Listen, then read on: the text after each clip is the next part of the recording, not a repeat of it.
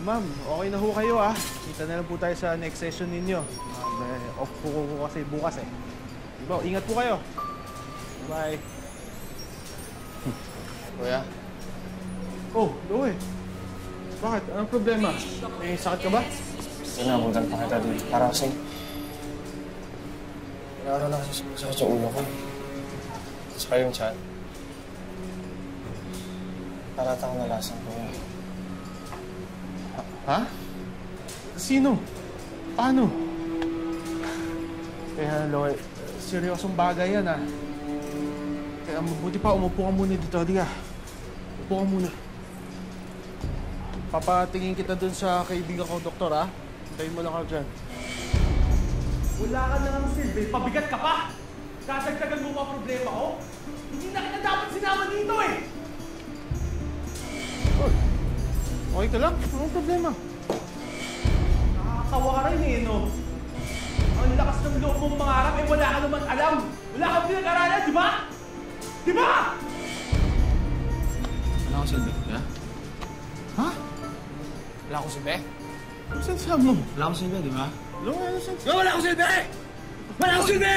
Wala akong silbi! Loe, ano ba? Wala akong silbi! Wala akong silbi! Wala akong silbi! Hoy, Loe, ano ba? Sabi ko sa'yo, wala akong silbi! Umuha ako sa gusto mo, di ba? Wala akong silbi! Akong silbi, di ba? Pero umuuna ako, di ba? Umuuna ako! Umuuna ako! Wala akong silbi! Kung minsan, kahit maganda ang ating hangarin sa buhay, hindi na ayon ang resulta o kahihinatnan.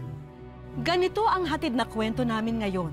Isang binata na nangarap para sa kanyang mga mahal sa buhay, ngunit sinuklian ng trahedya ng kapalaran. Magandang araw po mga kapuso. Ako po si Vicky Morales at ito ang Wish Ko Lang. Meron ka bang alam na dahilan na nag-trigger nito sa kapatid mo? Wala ho, Dok eh. Hindi ho din uso yung ganitong klaseng sakit sa pamilya ho namin. At wala din kamo siyang bisyo? Wala ho, Dok. Hindi ho siya naninigarilyo. Hindi din ho siya umiinom. Kaya imposible din ho na nagdadrag siya. Pwede mo bang ikwento sa akin kung paano nag-umpisa ang lahat? Para maintindihan ko kung paano siya umabot sa ganyang kalagayan. Siguro ho, Dok. Nagsimula to nung bumalik ho ako doon sa probinsya namin. Panganay po kasi ako. Breadwinner ng pamilya. Kaya nagbakasakali ako umalis at naghahanap buhay.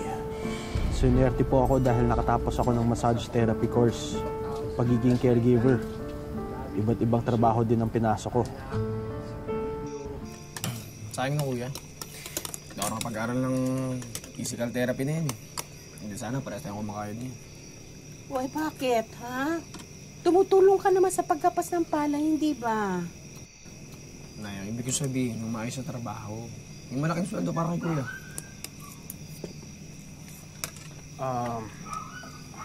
Sa totoo nga lang ho, mas okay nga ho sana kung may makakatuwang ho sana ako sa paghahanap buhay. Hindi kuya, sama mo na ako sa Nueva Ecija. Makakahanap naman ako ng trabaho dyan, panigurado eh. Hindi, dito ka lang. Hindi ka aalis. Nay, 17 na po ako. Mukhang malabo naman na makapagtapos ako ng pag-aaral. Saka nasasayang lang yung buhay ko dyan sa pag-apas ng abakay. Nay, gusto ko lang tumulong.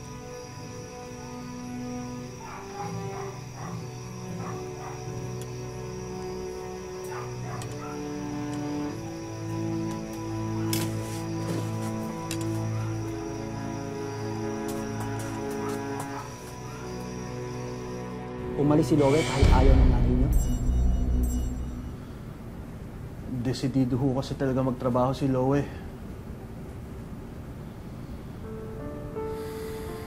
Kasalanan ko din to. Bakit naman? Dahil ako ho ang nagdala sa kanya dito. Akala ko ho, siswertehin din siya. Kagaya ko.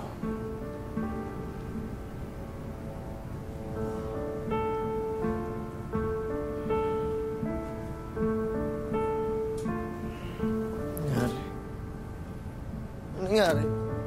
Ano to? Kuya, ano to? Ano nangyari? Kuya, ba't ako nakagapos? Kuya!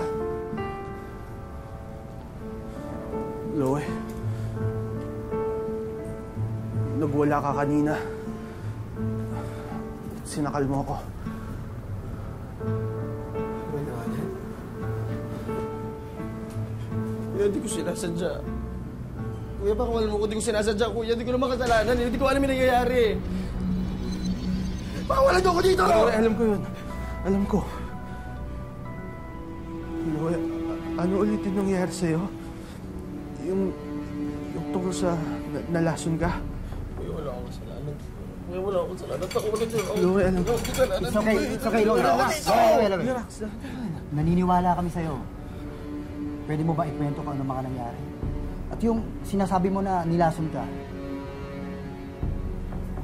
Mas, naman yung trabaho ko. Nakapasok ako bilang boy sa katayan ng baboy. Masanay ka na dyan. Pabait naman sa akin sila Boss Estong eh. Tsaka yung mga matadero niya. Sige. Miguel, Mark. Si Loe. First day niya. Mahirap ang trabaho doon. Pero pinipilit kong kayanin.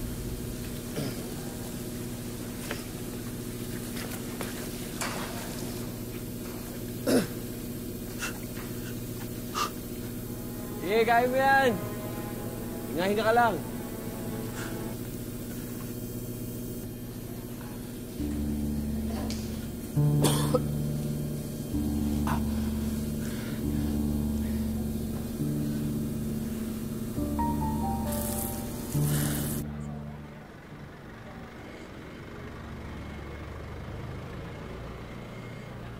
Pero nung nakuha ko yung unang sweldo ko, parang nawala lahat ng pagod ko.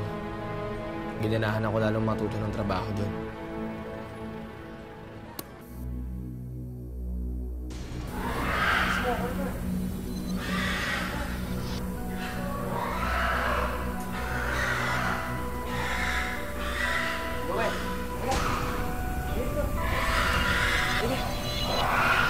Gusto mo malaman ko yung sikreto namin? Kung bakit malakas kami? Di ba 2 araw na tayo walang tulog? Ito ginagawa namin. Ulit tayo. Kaya gusto ba yan? Tulungan mo nga ako. May cellphone ka ba dyan? Ilawan mo naman kami. Ha? Ilawan mo ako ha? Ako naman. Ilawan mo dyan. Ilawan mo. Ilawan mo! Ilawan mo ako! Yan, naka na yan? Naka na yan?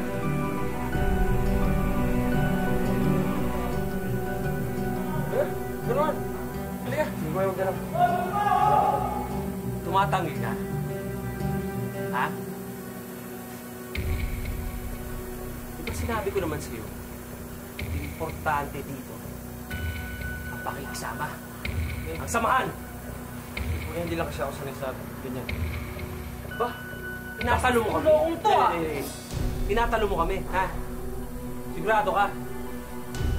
Kaya mo, Mark, may ibang paraan para tulungan tong batang ko eh. Ha?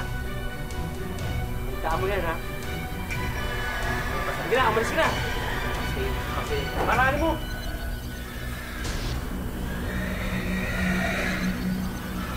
Araw ka din. Ano pang nangyari pagkatapos nun? Ito na lang ano ba sa ang pahirapan ko, kuya.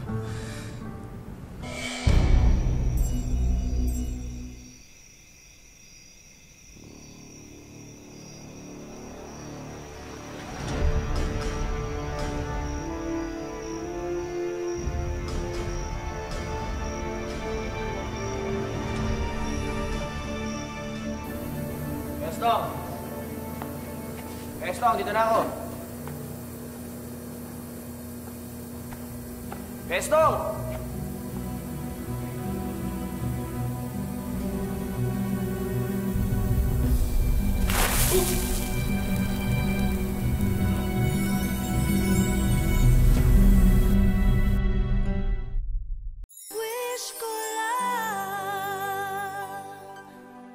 Halos 1 taon na sa kanyang trabaho sa katayan si Loe. Nakakapagpadala na siya ng pera sa kanyang pamilya. Ngunit nagkalamat ang samahan nila ng kanyang mga katrabaho. At dahil din dito, nasira ang lahat ng kanyang mga pinaghirapan. Yeah!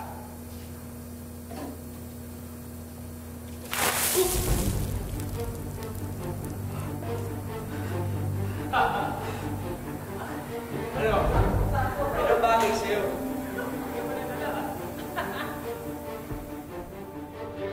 Bakit hindi mo sinabi sa akin yung ginagawa nila sa'yo? Sorry kuya, okay lang kasi madami ko pa sa mga problema ko eh. Ano pa? Ano pang ginawa ng mga hayop na yun sa'yo, ha? Kuya, marami. Basta may pagkakataon sila, sinasaktan nila ako. Minsan naisipan kong unahan na sila eh, lumaban. Pero 3 sila, isa lang ako. Ano? Eh, tuloy mo. Halika. Tapang ka na. Ano? Ano? Papalag ka na?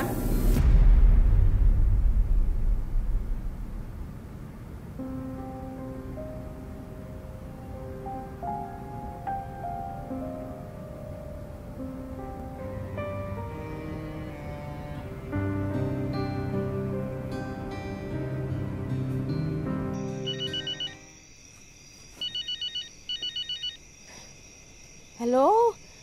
Lowe, anak. Naku naman, akala ko hindi ka natatawag. Nak? Hey, ano? May mabuting ako dito. Okay lang ako. Natanggap mo ba yung huling perang pinadala ko? Oo, iniipon ko lahat ng padala mo. Eh, malaki-laki na yata yun eh. Mabuti naman po, Nay. Mabuti naman. Nak, huwag ka makukulitan sa akin ha, pero baka naman pwedeng umuwi ka na kasi malaki-laki na rin ang naipon natin. Nay, kulang pa kasi yan. Kulang yun sa pagpapagawa natin ng bahay. Hindi, kontak days na lang. Malapit na rin ako umuwi, ha? Sinungaling ako kay nanay. Ginawa mo lang naman yun dahil mahal mo si nanay. Hindi kasalanan yun. Pero paano yung laso na sinasabi mo? Paano kanila nilaso?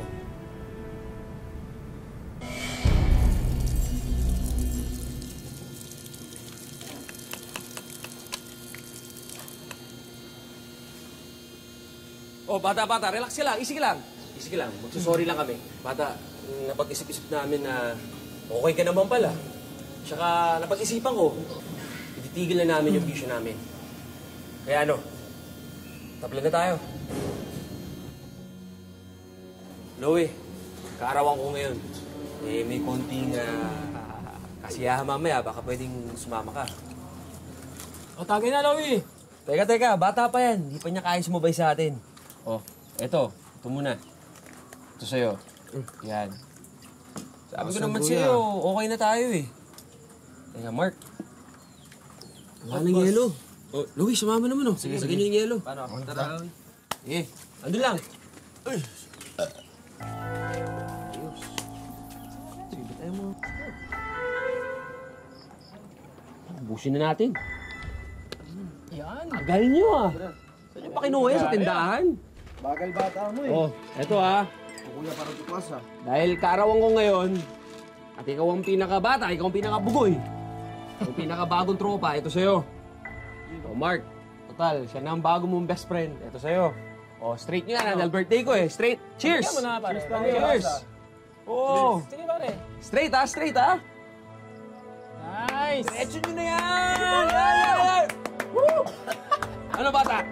Ano, kamusta lasa? Sarap. Di masarap.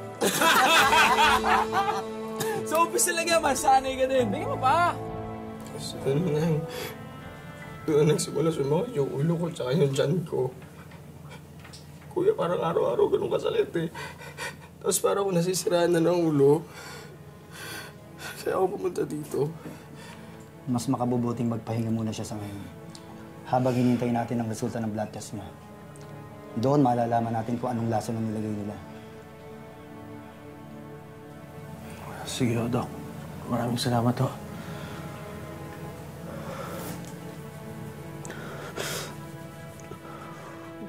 Huwag ka mag-alala, Loe. Ha? Huwag ka mag-alala. Aayusin ko to. Akong bahala. Akong bahala sa'yo.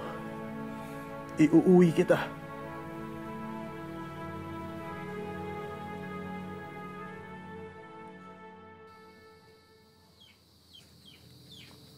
Jared! Nay, nandito na ho kami. Loe? Loe? Loe?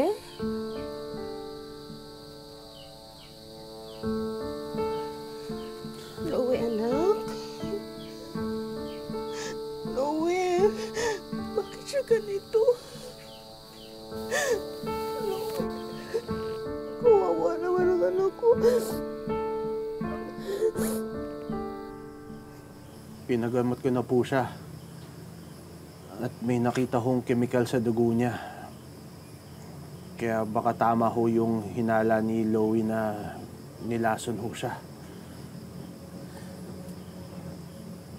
Nilason siya? Wala bang gamot doon sa lason na yun? Sa ngayon ho, pinag-aaralan pa po nila eh. Pinapunta ko na rin ho yung pulis dun sa Katayan. Kaya lang ho, nakatakas ho yung mga tao.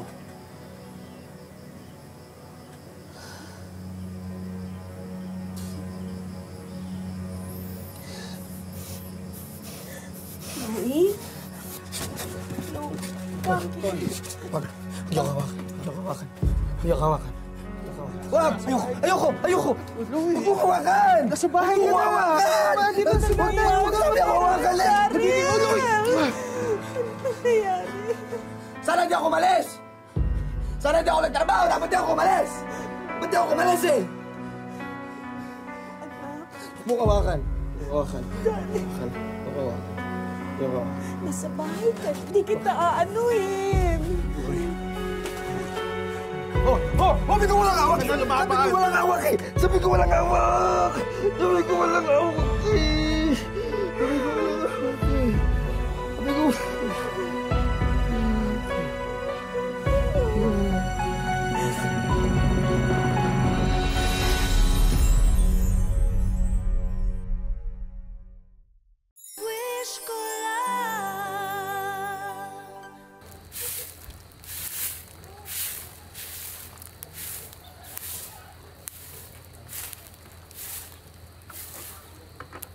Oh, kamusta na po si Loe?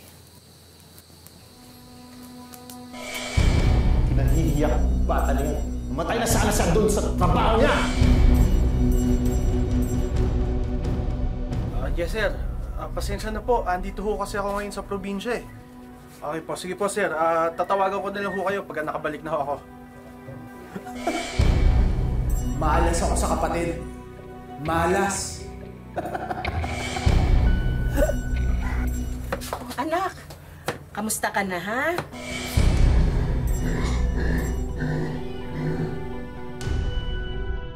Ang lakas ng loob mong mga. Hindi ka katulad ni Jared. Alam mo, anak, naisip ko na kapag siguro maigi-igi na pakiramdam mo, dadalhin kita doon kay Mang Andoy. Baka sakaling magamot niya kung ano man nararamdaman mo. Pabigat pa. Nutil! Malas ako sa kapatid. Anak, bakit? Ay, anak! Anak ko! Jared! Loe! Jared, anak niyo! Papatayin niya ako eh! Tumigil ka! Huwag mo saktan ang kapatid mo!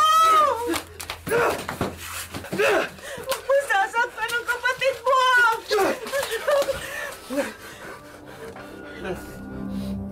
Nay, huwag kayo lumapit.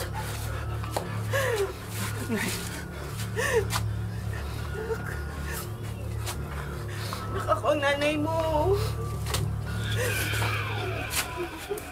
Hindi ba? Naalala mo? Di ba ang dami nating pangarap? Anak, di ba pagkagawa pa rin natin yung bahay? Nay. Hindi Di ba sabi mo paaaralin mo yung mga kapatid mo? Di ba si Johanna, si Linggay? Naalala mo? Anak, natatandaan mo ako, di ba? Ako yung nanay mo. Anak, mahal na mahal kita. Anak. Loe. Anak, huwag ganyan. Mahal kita, anak.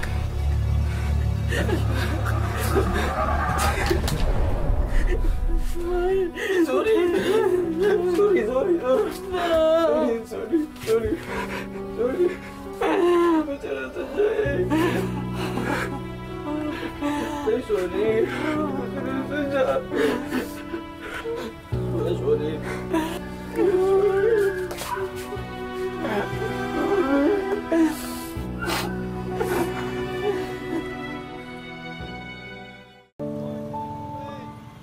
Dito sa Virac, Catanduanes namin kinatagpo ang kuya ni Loe na si Jared. Sabay na raw kami sa kanya sa pagbisita niya sa kanyang kapatid. Hindi pa po maayos yung kapatid ko ngayon. Noong April 18 po, may nakita po ako sa kanyang kakaibang sintomas. Kasi iba na po yung kanyang kinikilos. Bali, nakunan ko pa po ng video yung kanyang mga ginagawang kakaiba. Parang hindi po yung si Louie yung nakikita ko. Pagdating namin sa kanilang barangay, Tol, kumusta ka na? Tingnan mo naman. isang kalmadong Loe ang inabutan namin. Kumusta ka na? Ha? China ako. China siya. China ka na? Kung pakikinggan daw ang sinasambit niya, makukumpirma na may problema siya sa pag-iisip. Wala pang sakit si Louie. Laging akong tinutulungan, ayaw niyang napapagod ako. Tsaka umalis siya para nga ayusin yung namin buhay para daw dahil hindi nga siya pagtapos ang pag-aral, gusto niya matulungan ako para kami sa kahirapan.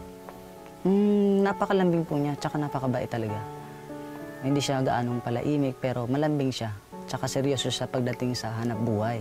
Hindi ko talaga matanggap na nagkaganyan yung anak ko. Para akong natulala yung pagbaba nila dyan sa kasikuya niya. Tsaka umalis siya maayos, pagdating niya gano'n na. Labis din nilang binabantayan kung susumpungin siya.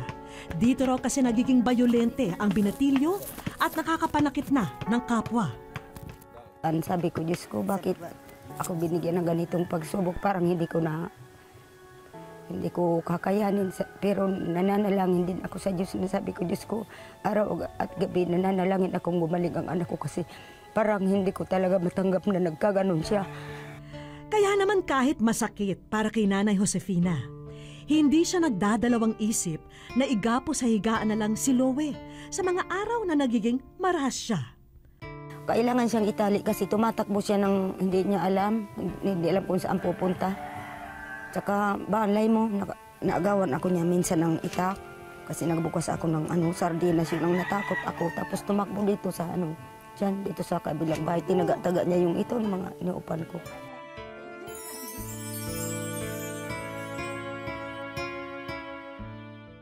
Sa aming pagbabalik, Maraming salamat po, Tita Becky Morales.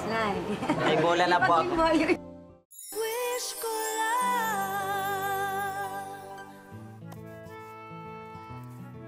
nakabihis ang mag-iina nang bisitahin namin sila kinabukasan. Papasyal daw kasi sila sa bayan. Pero sa kanilang paglabas sa bahay, napansin nila ang isang liham na nakasabit sa may bintana. Sa wish ko lang po. Pamilyar ang liham na yon para kay Jarin dahil ito ang sulat na pinadala niya sa wish ko lang. Sa sobrang pagmamahal ko po sa kapatid ko, para sa kanya talaga yung lahat ng ginawa ko po. Habang buhay ko talaga hindi na siya gagaling-alagaan ko siya. Kasi kung hindi dahil sa kanila, wala ako dito. Mahal ko sila eh. Pero ang mas nakakahanga ng mga sandaling yon ay si Loe na maayos ang kinikilos.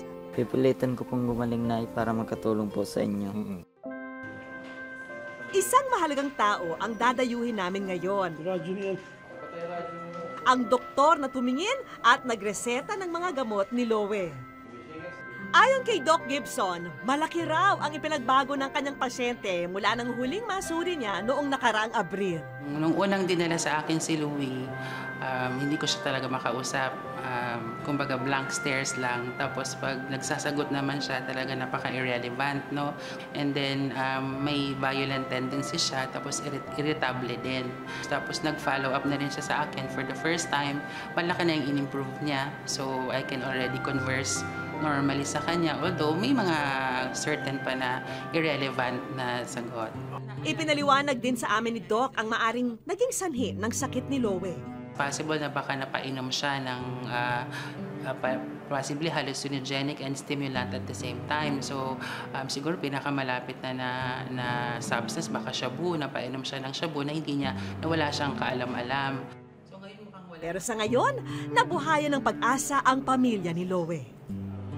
Maganda yung prognosis niya. Kasi lalo pa ngayon na since nag-start tayo ng medication, nakakita agad tayo ng improvement. So relatively, compared sa mga chronic cases talaga ng mga schizophrenic, mas maganda ang outlook ko kay Louie na pwedeng gumaling pa talaga.